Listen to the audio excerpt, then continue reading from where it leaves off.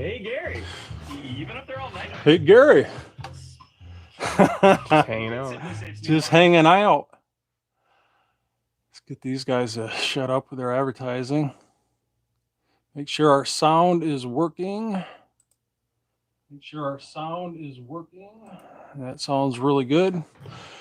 To the point, informative, entertaining, and protecting the Second Amendment. Welcome back to Elster's Rifles Reloading.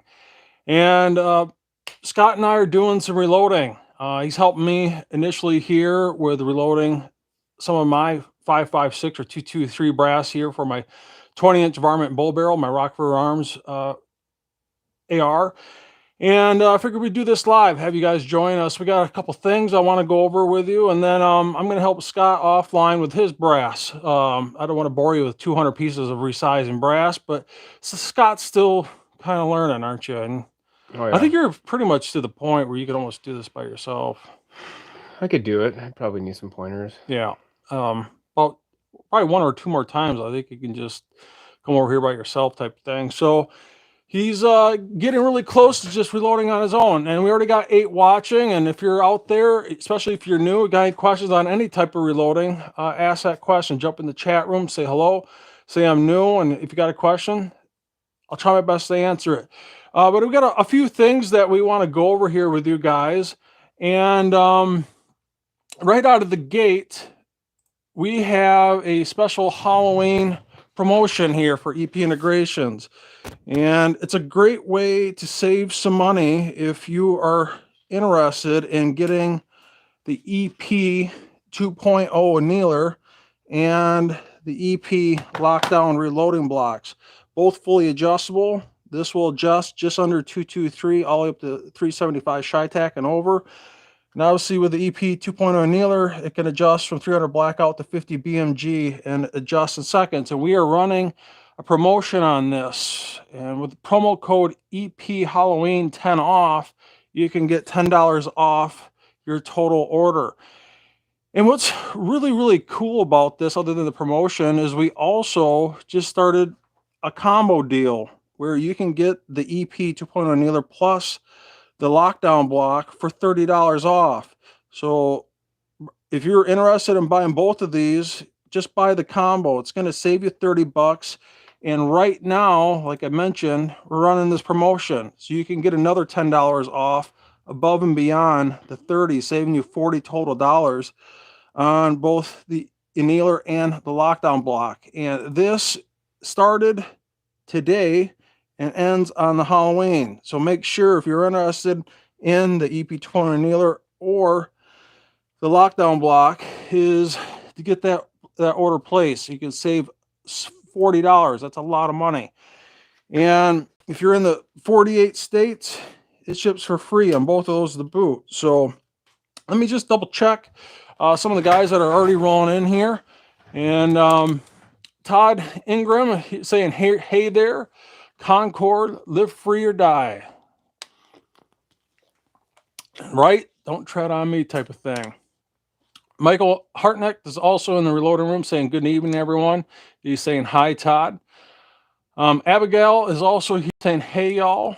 And yeah, and what I got to do here is resize some 5.56. It's actually being fired out of wild chamber. If you're not familiar with what a wild chamber is, it's kind of a hybrid between 223 and 5.56. It's kind of the best of both worlds. It's kind of right in between there in regards to the headspace of how it fire forms, and it can fire both 223 and 5.56 and keep its accuracy in regards to the amount of fire forming that brass does when it's fired. And I got to get this resized. And before I do that, though, there's a couple other things that I want to go over other than this promotion. Some things that are hot and fast coming out here, especially from PSA. And I'm definitely interested, especially in the fact that we are reloading for 5.56 here. And I've been waiting for this for the longest time from PSA. And that's the PSA 5.56 AK. And I don't know if some of you guys happen to see that video that I did when I went to SHOT Show in 2020 when we checked over all the AKs that they had coming out. But they are finally coming out with this. And how do I know this? Well, the man himself, Jamin, not the CEO, but the owner of not only PSA Palmetto State Armory, but also DC Machine, you name it, a bunch of other companies. He's telling you right here, the design engineering is done, the production tooling is complete, and the machines and production parts have been run. Right now, the first production guns are being extreme torture tested for durability, and if all goes well, will be in production within a few weeks. And that is freaking awesome. I love that fact. And the fact that you can get a 5.56 AK, hopefully it's under $1,000 here, is phenomenal. And this has a lot of bells and whistles above your regular AK. It's got the threaded muzzle here, the take or break, and it's also got an adjustable gas block on it, believe it or not. So if you're happening to be running a suppressor on this, and it also has last round bull hold, and it takes PMags of all things. You know, it's a lot of different options here, especially for an AK. And what's freaking awesome about this, and why I want this thing so bad, is this. I'm sitting literally on a mountaintop of 5.56 Lake City brass. I bought this off of a guy, well over 1,000 pieces for $80. And I'm literally swimming in 5.56 or 223 brass. Matter of fact, I have a whole nother compartment here of 5.56 brass, thousands and thousands of pieces, and the bullets are really cheap. I'm sitting well over 1,000 bullets here of my favorite bullet, 60 grain VMAX. Seems like no matter what I put this in, regardless of the twist rate, it just performs. Short barrel, long barrel, it just puts foot to ass, and it's super accurate. And if you guys happen to watch that video series when I did the Vortex Venom 5-25, and also on the Arkin Optics 6-24, I use that Rock River Arms 20-inch varmint bull barrel. And it's an absolute laser. I mean, group averages were in the 0.5s, and I had some groups down to 0.2s. Coming out of a 20-inch varmint bull barrel AR-15 that I got for well under $1,000. I think I paid $980 for that thing brand new, pre-COVID, before everything went stupid. And that's why I am super pumped about this coming out. Like I said, last round bolt hold open, which is non-existent in the AK world, PMags, adjustable gas block, threaded muzzle brake. It's got a lot of freaking options for an AK. I'm really, really looking forward to not only getting that, but reloading for it. So yeah, I'm really, really excited about getting this going. But make sure you're checking out that promo if you're interested in getting the EP200 annealer and the lockdown blocks. Like I said, if you're interested in getting both, we are now running a combo deal for $30 off, and along with that promotion of $10, you can get $40 off both of these. It's just a phenomenal deal, and I just want to make sure some of you guys don't miss out, especially if you've been on the sidelines. But what I'm doing right now, I figured I'd have you guys join me, and I'm resizing some 5.56 brass here. This was fired out of that Rock River Arms 20-inch varmint bull barrel, and this fire forms at 1.454 with that wild chamber. Remember, this doesn't have a 223 or 5.56 chamber. It's kind of a hybrid of the two with that wild chamber, and it fire forms at 4.54. I typically bump back for that precision AR 3,000 inch, so my target headspace on this is 4.51. And I'm just going to double check, make sure my calipers are zeroed out here. And just grab a couple pieces. And just to show you here, so 4.53, seems like it usually averages roughly around about 4.54-ish on the high end. So 4.53, so 4.54, so 4.54, 4.545. So you can see that it's averaging roughly about 454. We're going to bump that back 3,000 an inch to 451. And out of an AR from Fireform, I usually recommend 3 to 4,000 of an inch. You know, bolt action, I mentioned this before, I'll say it again. Usually I recommend 1 to 2 thousandths. I know everyone has got a different method to their madness, but at least that's what I do. So to get the show on the road here, at least for me, definitely don't want to resize non-lube brass. So usually what I do is I'll dump this in. And I know a lot of you guys have seen this, but I figure I have some of you guys join me on this ride, especially for those that are new. And I got my Hornady one-shot case lube. Definitely want to make sure you're shaking that up really good before you use it.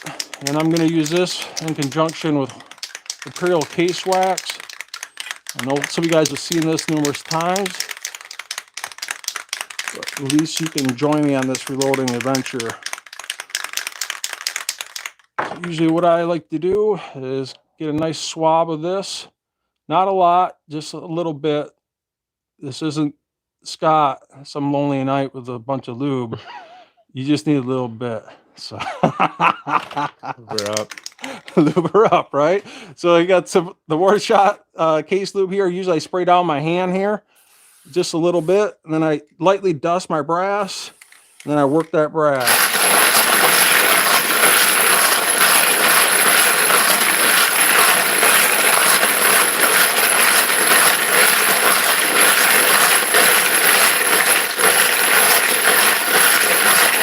Lightly dust this again.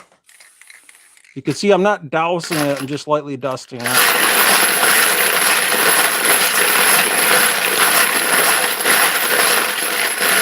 Kind of working between my fingers.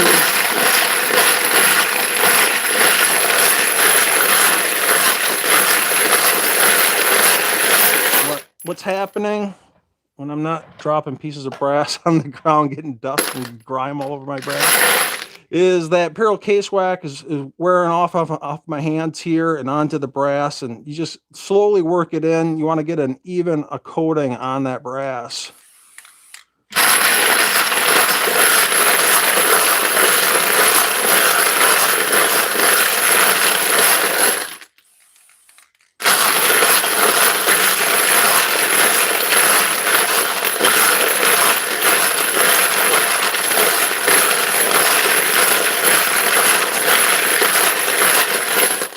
And usually that's about it. And by doing this, you don't have to sit there and lube literally over 100 pieces.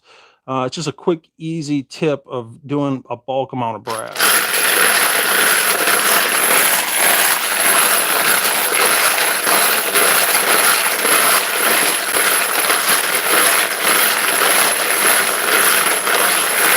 Otherwise, that's it. So I am going to set this off to the side here. And you should let that air dry for a little bit. You definitely don't want to resize brass that's been freshly lubed, especially with an aerosol type spray. Definitely want to let that air dry for a little bit. So while I am letting that air dry, I'm going to double check some of your comments here. Like I said, if you're new, got any questions, especially on the EP integration products here, let yourself be known. I will try my best to answer your questions. So let's see who else is rolling in here. And Time saying, hi, Todd. Yo, bro. Nice to have you along. What else we got here? So Bill Clinton. Oh, wow. I can't even say that. Jesus. It says, let's go, Brandon. Hell yeah, man. Love it. Well, I think if I said that, I would get instantly demonetized, wouldn't I? Probably. So, Michael Hartnick saying it looks like an arsenal. And yeah, I would say it's pretty close, other than those other features. You got to remember, let me get you plugged in here so this doesn't die on me halfway through this live event. You got to remember, it's got last round bowl hole, takes PMags, it's got adjustable gas. I mean, it's got a lot of features that are kind of innovative, really, and that's why I'm really looking forward to getting my hands on this thing. And they're, like I said, they're saying right here from the man himself that runs it all, He says if all goes well, we'll be production within a few weeks. So I'm usually whatever they say it's going to be, about to add a month or so onto that. So if I had to guess, this thing's probably going to be a couple months out. I'm just totally winging numbers there, but I'm really looking forward to getting that. And if I can get one purchased and get that review started for you guys, I'm definitely going to do it. See what else we got here. See here. So Abigail saying, I will happily test for those AKs. No joke, man. I'm itching to get my hands on that thing. Lakeview Outdoors is joining us, saying, good evening, Patriots, and thank you for joining us in the Ulster's Reloading Room. What else we got here? Abigail saying, thanks for reminding me I need a 20-inch rifle. And I tell you, I have owned 4 of those Rock River varmint bull barrels. 3 of them were standard top rails. One was an elevated platform Picatinny rail.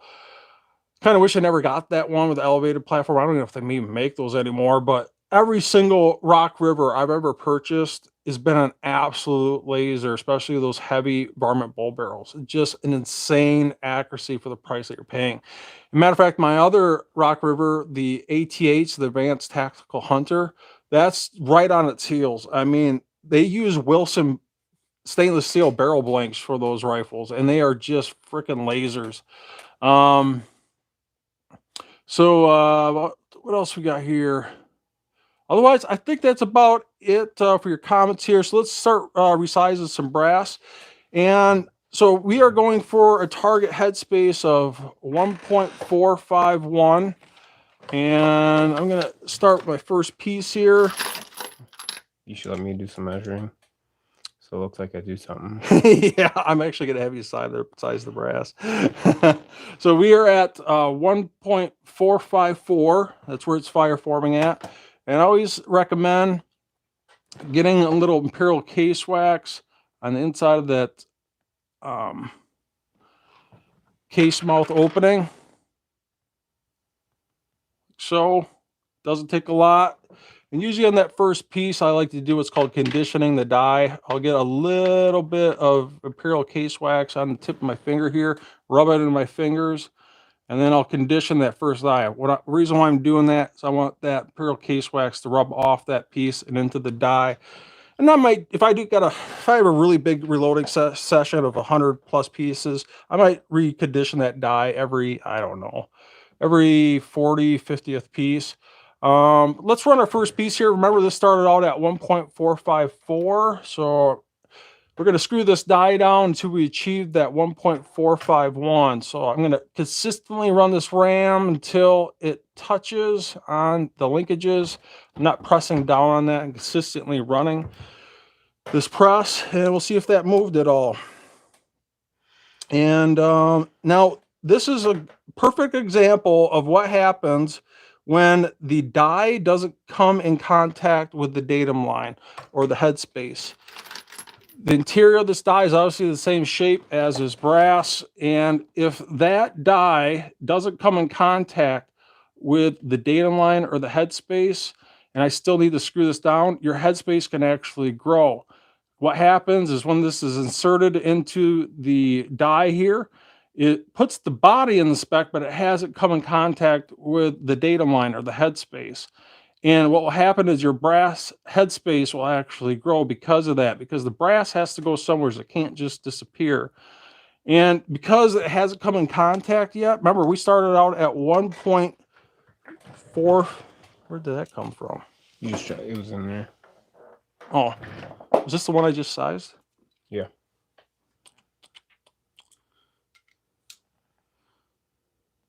Yeah, 455. So when it doesn't come in contact with the datum line or the shoulder of the brass, remember, it started at 454 and it actually grew up to 455. And for those guys that are just taking their die and just screwing it down until it touches the shell plate, or just guessing, they're not using bump gauges, that's exactly what can happen. You're just kind of guessing on that headspace. So I highly recommend using some type of bump gauge to set your dies up to get the correct amount of headspace bump from fire form. So I'm going to keep on screwing this down. I'm trying my best to do this with the camera in front of me.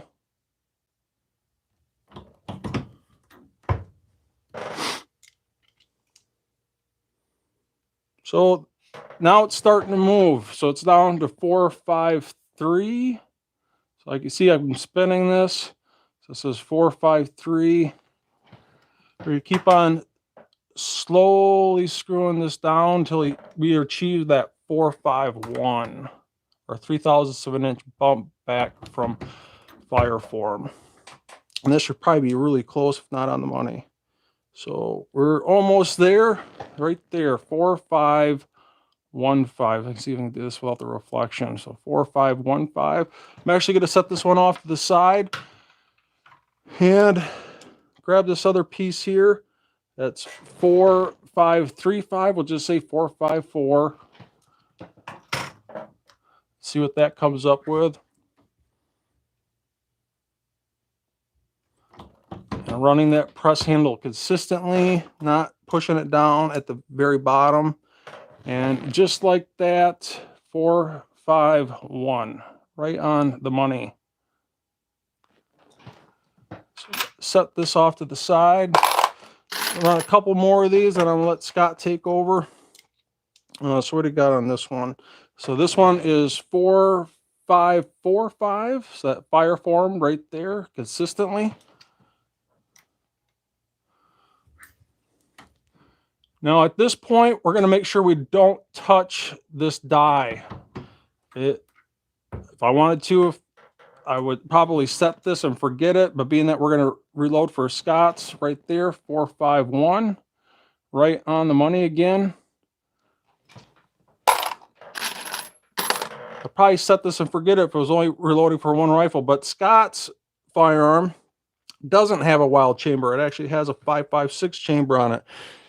It's got way more headspace on it than what mine is fire forming at. And that's why I recommend using bump gauges, because his actually fire forms at not 454. His fire forms at 457, right? 457, 458. Yeah, maxes out at 458. Well, if we resized his back 3/1000 of an inch for precision reloads, and if I tried to reload that ammunition in my firearm, there's a good chance it might get stuck in the chamber because it's past of what mine fire forms at.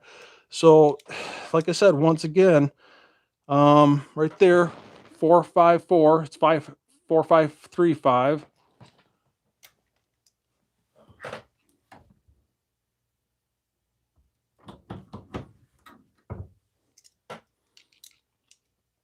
And once again, right on the money, 451. And that's what's called consistent resizing. So I think at this point, I'm going to let Scott take over, and I'll try my best to answer some of your questions. But that is the name of the game. As a matter of fact, I do have some of Scott's brass over here that we're going to do later.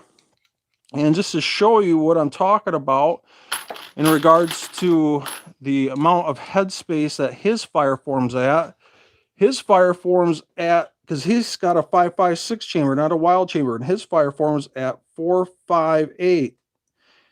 And if I bump that back 3,000 inch, that'd be a 455. Well, remember, mine fire forms at 454. And if I took his ammunition and tried to load in mine, at least with these precision reloads, there's a good chance that it would get stuck in the chamber.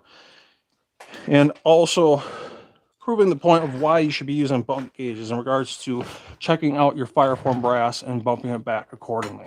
So, do you want to use this chair, or do you want to use that one? Probably this one. Okay, so I'm going to probably move over to the right of you.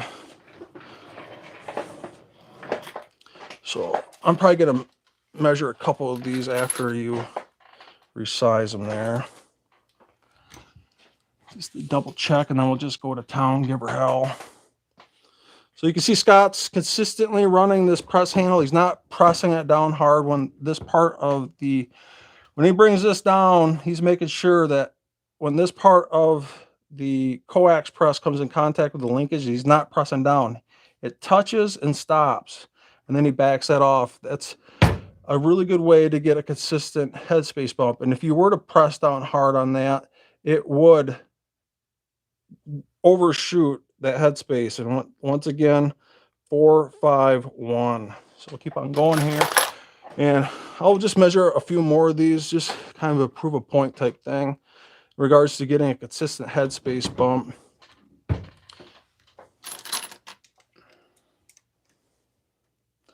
Four, five, one.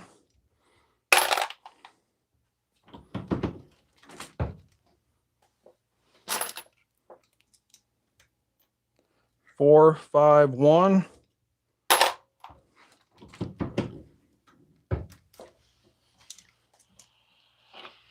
Four, five, one.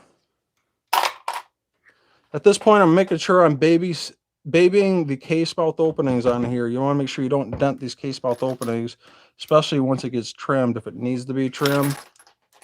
4, 5, 1. We're talking down to 1/1000th of an inch here, my friends. Just paper thin consistency here. So 4, 5, 1. And this is where, regardless of the press that you are using, running the press handle consistently, I don't care what press it is. This one went a little over, so this is 450. Talking difference of 1/1000th of an inch. So 4, 5, 1. Running this press handle consistently regardless of your press, and this is where you need to learn how your press likes to be operated. Some presses like to be overcammed, some don't. It just depends. In regards to at least what I found, so 4, 5, 1, I found at least with this coax press, it does not like to be overcammed. It likes to be babied all the way through. So you can see he's consistently running that press handle. And this one went way over. So this is 449. So make sure you're not pressing too hard at the bottom. When it touches, back off.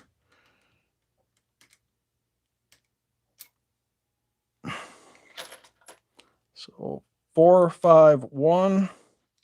And just something that you thought, maybe I just pressed a little too hard at the bottom end. It can make a difference in regards to how much it bumps that headspace. So this is 4505. And sometimes if you get an excess amount of lube in there, especially when you're going really fast, that lube, this is 450, that lube will start to heat up the friction in there, and it makes it easier for the brass to flow. And you might see that headspace start to move a little bit. But as long as it stays pretty consistent, 4505, I just say 451.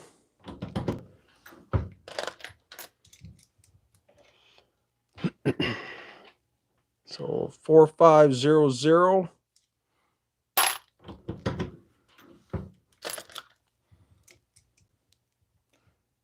So this one's 45. If I get this to straighten out, there we go. 4515. It's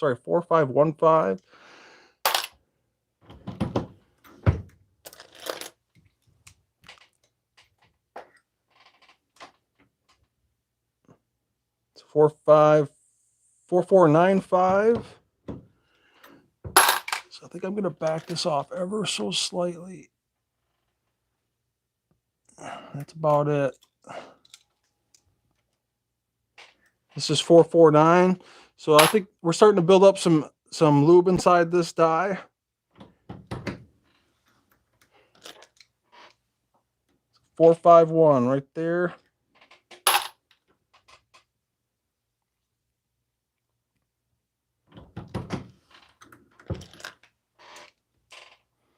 So 451.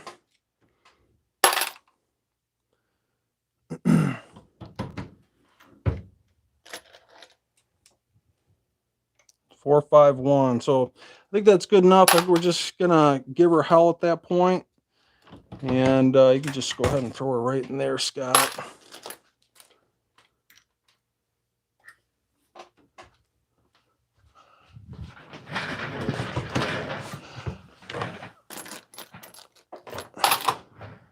So let me check out some of your other comments here while I've been blabbering. Let's see here. So Michael Hartneck saying, I bet it's going to be $1,200. And yeah, I don't know. If I know PSA, I would bet money they're going to try and keep it under 1,000. It very well could go over 1,000 because of all those additional features. Yeah, you might be right. Maybe 1,100. It starts going over that 1,200 mark, and I think people are going to start veering away from that. And I hope they take that into account. And I mean, I know all these manufacturers, especially with a lot of these products, are getting hard to get. You know, they got to start raising their prices a little bit. I hope to God that they're keeping this at less than 1,000. But like I said, it's got last round bolt hole open, adjustable gas, the special threaded barrel on there to put on a suppressor. So I'm sure it's not your standard AK threading on there. It looks like it comes with a taker style muzzle brake. And the fact that it could take PMAG, so I'm sure it's taking a custom well of some sort. And like I said, you can check out my video playlist area. And if you go down to the SHOT Show area of my videos, let me see if I can find it here. When I went to SHOT Show, right here. So highly recommend, especially if you're into AKs, is to check out this video of when I went to SHOT Show. I think it's got about 45,000 views. That's exactly, well, it's been January of 2020. We haven't had a SHOT Show since. And in that video, I go literally over every single AK that they were coming out with. And we were talking that Crank, the AKE, you name it, whatever AK that they're coming out with, I went over that with them at the SHOT Show booth.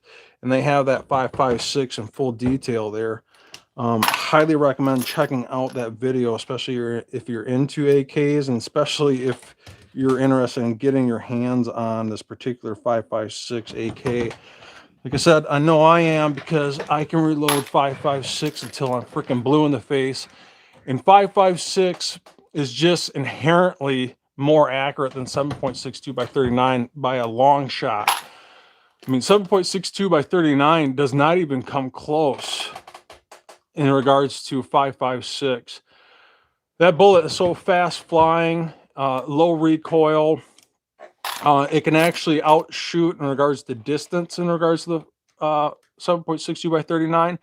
Yeah, it might not have the energy that 7.62 by 39 might have at, say, 400 or 500 yards or less. It's obviously going to have more energy, especially for doing something like deer hunting. But in regards to the accuracy, and especially extending the legs out past 400 or 500 yards, that bullet's not dropping as much, especially if you're doing your own reloads and you're, you know, pushing the extremes of how much powder you're dropping. That's why I'm just super excited about getting my hands on this, and I really hope they come out with this soon. So let me double check some of your other comments here. But it's a good point. You think it's gonna be 1,200? I don't know. I'm gonna guess somewhere's around the 1,000 mark, right around there. If I know those guys, they're probably gonna try their best to keep it under 1,000. How's that going so far? Does it seem pretty easy? Yeah. Yeah. Let me check out that piece right there.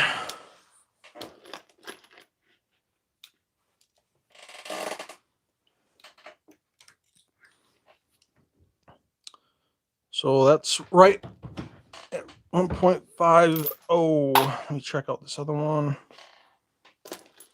So this is where getting a consistent lube in your die really helps in regards to getting a consistent headspace bump.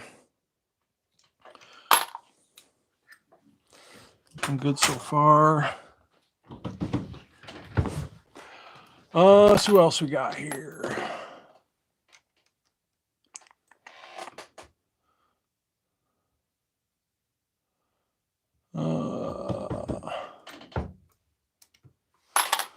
So Abigail saying, my plan is to get a custom barrel from DP Gunworks. And yeah, good old Kenny with Desert Precision Gunworks.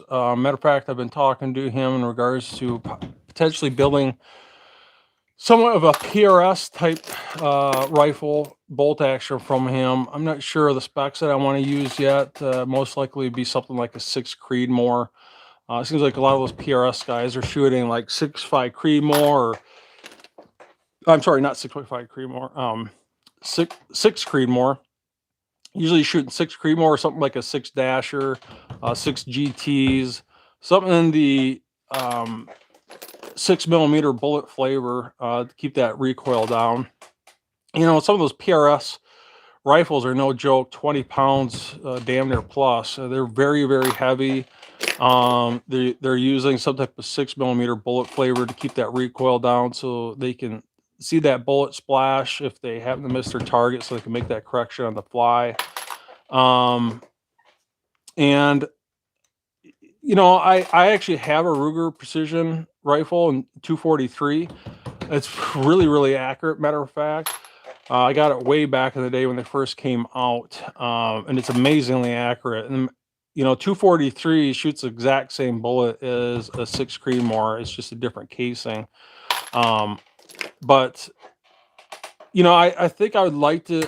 I don't know if I could ever do a competition like that with my neck restrictions and my neck being fused, but at least I could have some fun out in the range and, you know, just, you know, maybe make my own barricade and try and test myself as far as I can, at least at my own private range. So I might actually hit them up on that. We'll see. But I don't know if you guys caught that, at least on my Facebook page. I got my Ruger Precision rifle in 6.5 Creedmoor with a pre-fit Krieger barrel on there already. I got Eric Cortina's tuner brake on there also. So I'm really looking forward to getting that going. That's another series coming up here. I'm hoping I can beat this cold weather here in Wisconsin just to get those video reviews going. I do have the PSA 7.62 by 39, the GF5-E, the enhanced series that has the FN Colehammer forged barrel with a chrome line on it. And it's got all the bells and whistles in regards to the upgraded ALG trigger, you know, Colehammer forged trunnion and bolt carrier group, also the Toolcraft brand bolt and bolt carrier group. So like I said, I got a lot of firearms coming in here, especially in the 8K world. I'm really, really looking forward to get my hands on. I should have that GF5E, the enhanced series, here really, really soon. I'm thinking next week. And should be starting that video series really, really soon. I'm sitting on a mountaintop of Wolf 7.62 by 39 steel case ammunition on both full metal jacket and hollow point. So let me just double check some of these pieces that you're rolling through here, Scott.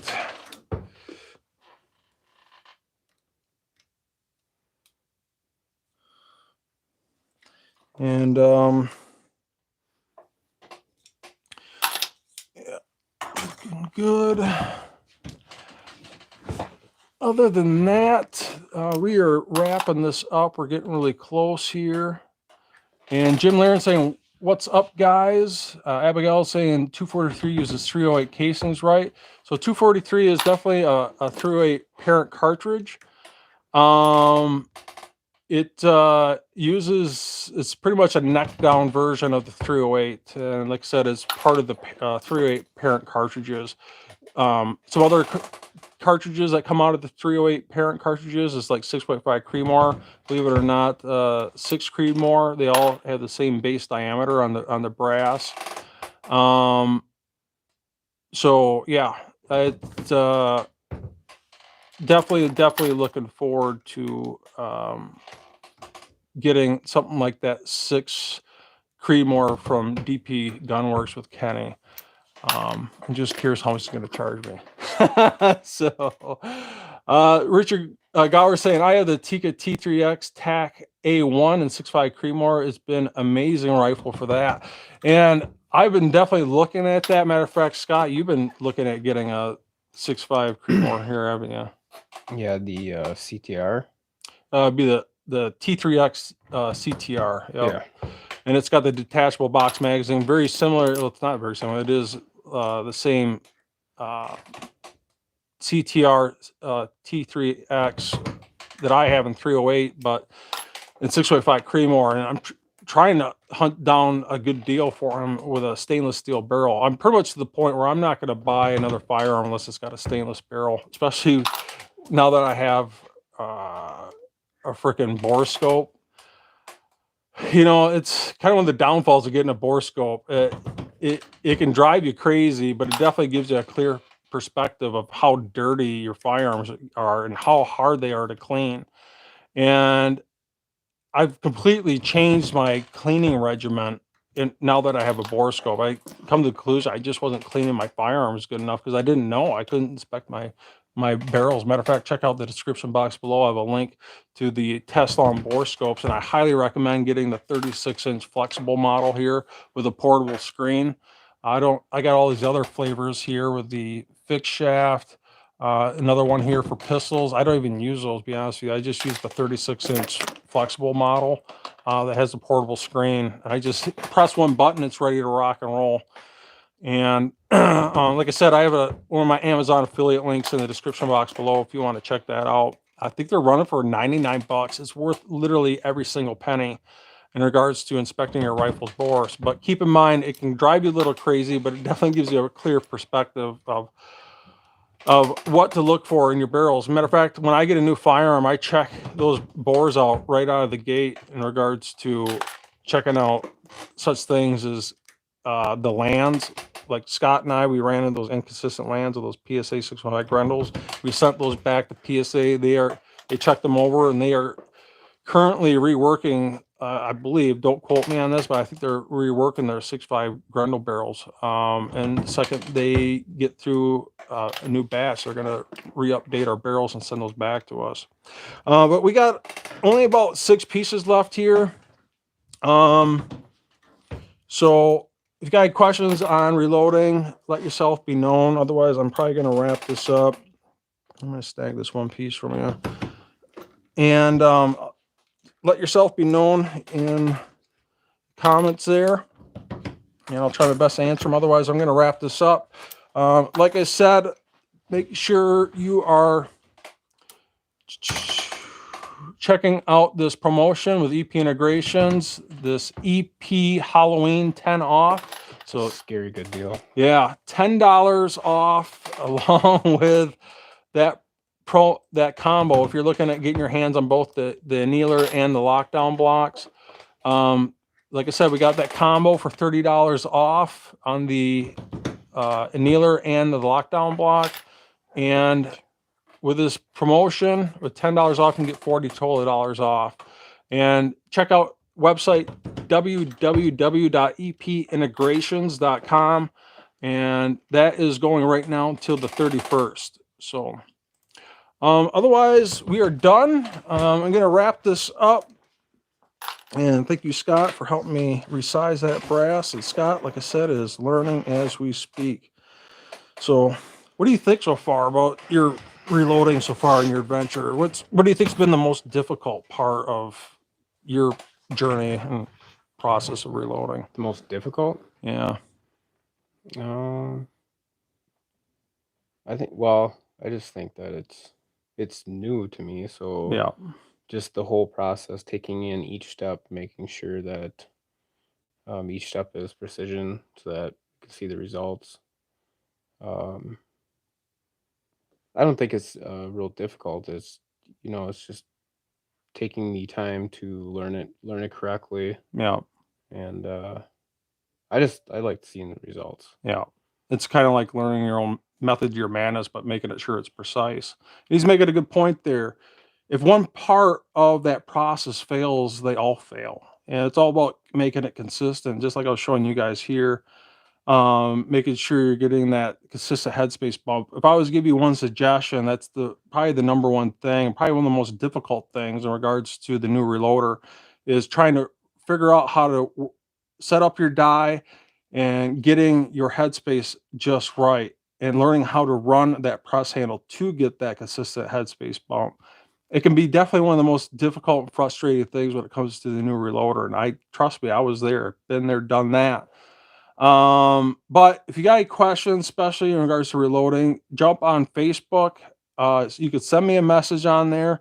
I have an insane amount of deals on there, and not only ammo and firearms and optics, you name it, with promo codes more times than not. But I'm also updating you in regards to Elster's rifles reloading and also EP integrations, which is also on Facebook.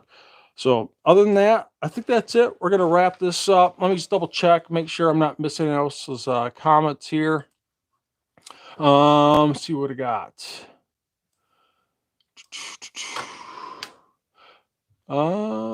This damn mouse won't work here.